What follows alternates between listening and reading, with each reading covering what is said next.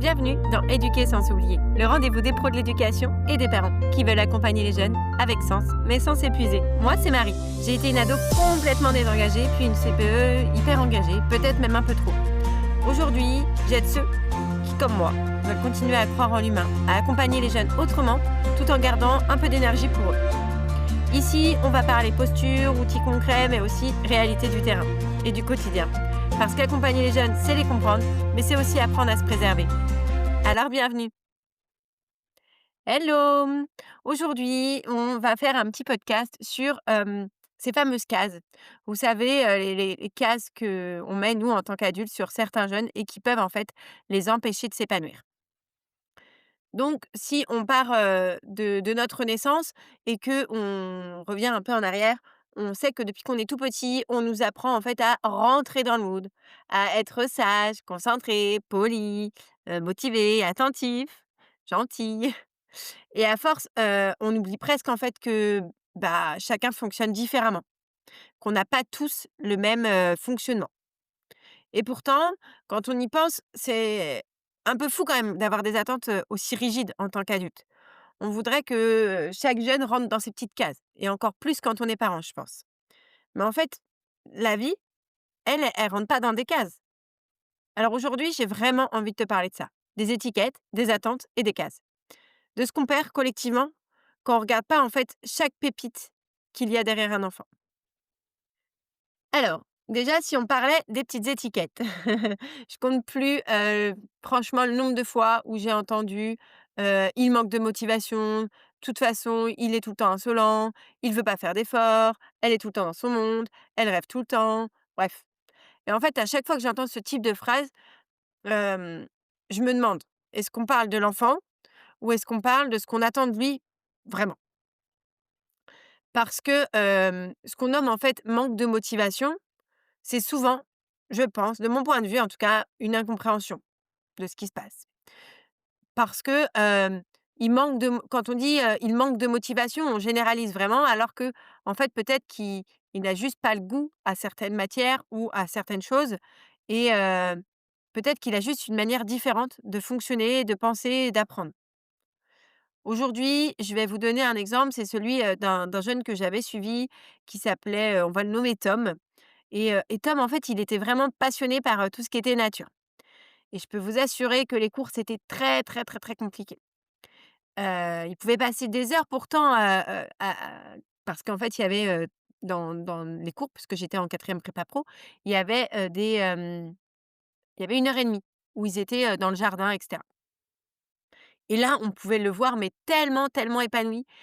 On aurait dit qu'il pouvait passer des heures à observer juste des insectes, chose que, nous enfin moi en tout cas je ne ferais pas. À construire, des abris, pour les oiseaux, à essayer de comprendre tout ce qui se passait, dans le monde vivant, enfin mais en fait en classe, c'était une horreur. Il tenait pas en place. On lui reprochait tout le temps, de ne pas écouter, de faire que de rêver, de pas apprendre bien ses leçons et en fait petit à petit, on a vu que, bah, en fait il décrochait.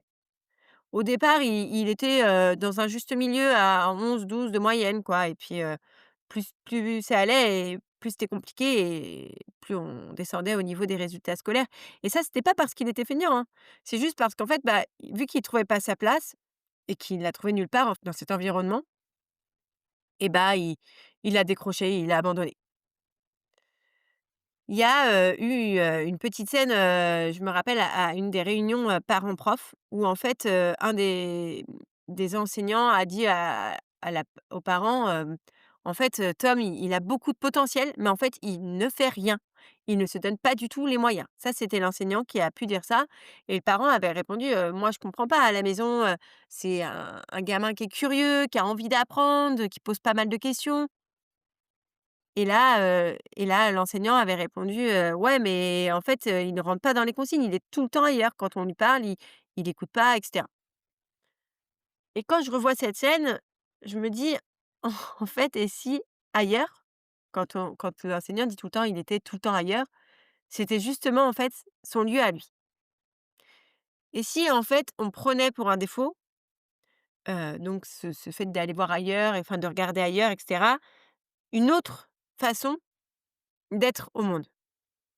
Alors ça va peut-être vous paraître un peu perché, mais je me dis quand même qu'on met très facilement des étiquettes. La preuve, elle est là. Vous savez, c'est quand, on vous dit, que quelqu'un, n'est pas du tout scolaire. Alors ça aussi, on l'entend beaucoup. Il n'est pas scolaire et cetera, et pourtant arrivé, en extérieur, à la maison et tout, il pose des questions sur tout, il s'intéresse beaucoup aux informations, il lit des livres de questions, enfin voilà. Et là, on a vraiment du mal à les 2 aspects de la personnalité du jeune. Et puis, il y a nos petites cases d'adultes. Parce que quand on devient adulte, on a vraiment tendance à oublier.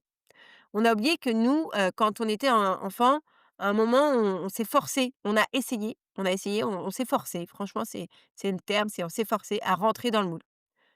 On a plus ou moins réussi et que parfois, en fait, ça nous a vraiment coûté cher parce qu'on ne voulait pas, paraître idiot, parce qu'on voulait, s'adapter aux autres, parce que, on voulait, bien faire pour nos parents, pour nos enseignants, faire plaisir à tout le monde et cetera, parce qu'on attendait, que les jeunes soient calmes, concentrés, efficaces, autonomes, enfin, voilà. Mais en fait, combien d'adultes le sont tout le temps?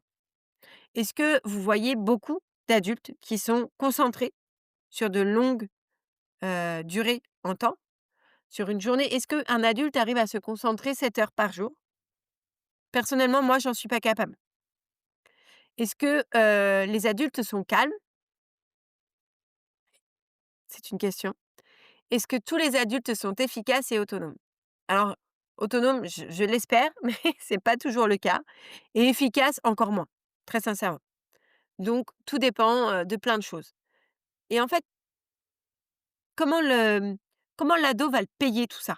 C'est cette conformité, en fait, on crée vraiment un système où la conformité est censée être récompensée et la différence corrigée. Et c'est ça qui me fait le plus peur, je pense, c'est parce que, bah, on prône, la bienveillance, on prône, l'acceptation de la différence et tout ça et en même temps, on demande à tous nos jeunes de se conformer. Alors que, de mon point de vue en tout cas, le monde de demain, il a vraiment besoin de diversité parce que, hem, bah, en fait, un boulanger n'aura pas besoin des mêmes compétences que, un comptable, par exemple. Voilà. Je vous donne un exemple peut-être bateau, mais pour moi, il faut qu'on arrive à intégrer ces jeunes qui vont penser autrement, qui vont, peut-être nous bousculer un peu, qui vont inventer, qui vont questionner. Mais voilà, l'idée, c'est vraiment de les regarder autrement et puis, se dire que, il y a des enfants qui sont plus sensibles, plus observateurs, parfois même un peu en retrait et ces enfants-là, on va dire, par exemple, qu'ils sont timides, pas assez participatifs.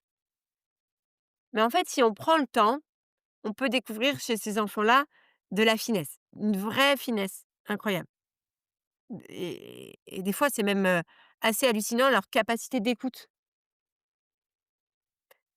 En fait, si on arrêtait de vouloir que tous brillent de la même manière, et ben peut-être qu'on verrait plus d'enfants briller. Je ne sais pas si c'est très clair, mais hem et si on apprenait en fait là à voir les lumières là où elles sont, même si elles sont discrètes et qu'on arrêtait en fait de vouloir qu'elles brillent toutes de la même couleur? Si on avait plutôt une guirlande avec plein de couleurs différentes plutôt que des lumières jaunes. Je vous laisse réfléchir à ça et à me dire ce que vous en pensez, mais pour moi, on gagnerait tellement à changer notre regard. À dire: «Oh tiens, il est créatif», plutôt que de se dire: «Il est dans la lune» ou «Elle est persévérante», alors plutôt qu'elle est persévérante plutôt que de dire qu'elle est lente. Quand il est agité, si on se disait: «Bah non, en fait, il a besoin de mouvement». Vous voyez? En fait, c'est une histoire de mots, de vocabulaire. Parce qu'une fois qu'on enferme aussi un enfant dans tout ça, et ben, on l'enferme et ça peut vite être le cas, comme je vous ai dit tout à l'heure, de Tom qui en fait, bah, forcément, petit à petit, il décroche en fait. Parce qu'il trouve pas sa place, il comprend pas l'intérêt de l'école, il comprend pas l'intérêt, d'apprendre, des mathématiques ou du français. Peut-être que, par exemple, je donne un exemple bête, mais si on avait remarqué que, dans cette histoire, Tom, il est vraiment branché nature et cetera, peut-être que, bah, de temps en temps, on pourrait glisser un exercice de maths sur, les mathématiques sur les pardon, sur, les insectes ou, parce que c'est ce qui se fait dans la nature, en fait. Apprendre autrement. Vous savez, il y a de plus en plus de cours dans la nature, Moi, je sais que mes enfants à l'école, là, ils en ont et je trouve ça hyper intéressant. Pourquoi pas justement, vous voyez, pour un gosse comme Tom, hem et ben, en fait, on va avoir, bah, par exemple, les arbres avec, quand on coupe un tronc, compter l'âge de l'arbre et cetera. Je trouve que c'est hyper intéressant et là, je peux vous assurer que des jeunes comme Tom, ils vont apprendre différemment et en fait, ils vont se révéler, vraiment. Il y a, aussi la possibilité de prendre vos jeunes et de leur demander: «Si l'école vous ressemblait, elle serait comment? Comment elle serait cette école si vous pouviez la mettre à votre envie?» En fait, il va y avoir plein de choses qui vont sortir. D'une, ça va vous permettre d'apprendre un peu à mieux connaître vos jeunes, peut-être à creuser aussi, peut-être aussi à leur permettre de, poser un esprit critique. Vous voyez? Peut-être qu'ils vous diront, «Bah, on apprendrait dehors. Bah, on pourrait bouger plus. Bah, on parlerait de ce qu'on ressent». Vous voyez? Plein de choses comme ça. En fait, eux, ils savent souvent de quoi ils ont besoin et dans quoi ils pourraient s'épanouir. Parfois, en tout cas, pas toujours, hein, mais il suffit de les écouter et on a nos propres réponses. Parce que pour moi, le problème, il ne vient pas forcément d'eux. On entend souvent que, les jeunes d'aujourd'hui ne sont plus du tout motivés et ça fait, moi, ça me fait grincer les dents parce que, je me dis: «Mais en fait, le problème, il vient pas forcément, d'eux, ni de nous d'ailleurs. En fait, il vient plus de notre système et de nos croyances» et si on arrivait à faire évoluer tout ça, si chaque compétence, chaque jeune était mis en lumière par sa singularité, peut-être qu'on verrait les choses autrement. En fait, on leur propose un modèle qui, va pas forcément, ni valoriser, la créativité, ni la curiosité. D'ailleurs, même pas l'expérimentation, hein. On va vraiment, valoriser la réussite, hem, le conformisme, les choses comme ça. Mais ensuite, on peut pas leur reprocher de pas s'y retrouver, quoi. C'est ça qui est difficile, je trouve. J'ai hâte d'avoir vos retours sur cet épisode et de pouvoir en discuter avec vous parce que je pense que c'est vraiment un sujet d'actualité et que, à nous tous, on peut quand même faire changer pas mal de choses. Peut-être qu'on devrait essayer de se demander et je vous pose à vous les questions, qu'est-ce qu'on a vraiment envie de leur transmettre? Est-ce que c'est plutôt l'obéissance ou la capacité de penser par soi-même? Est-ce que c'est plutôt la conformité ou la confiance en ses propres talents? À vous de répondre et à vous de me dire ce que vous en pensez. Moi, j'ai mes propres réponses. Je pense que chacun doit avoir ses propres réponses et quand on est, parent ou quand on est pro de l'éducation, il faut qu'on ait ces réponses avant même d'être avec des jeunes.